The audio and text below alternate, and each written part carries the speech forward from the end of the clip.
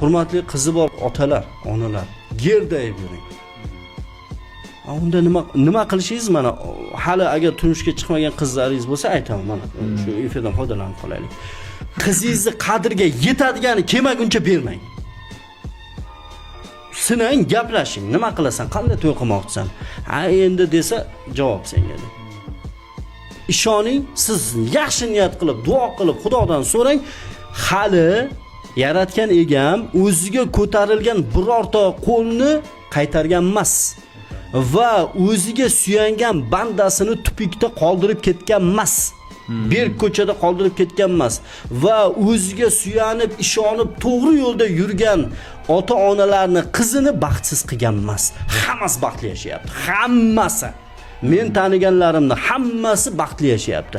Baxtsizman degani, demak siz yaratgan egamga suyanmaysiz. Uni aytganni qilmayapsiz. O'zingizni aldab yuribsiz xolos. Yo'q. Qizingizni odob axloqli qilib tarbiyalang, yaratgan egamdan so'rang, shunaqa go'zal kuyov, shunaqa bir solih kuyov uchraydi, o'zingiz hayron qolasiz.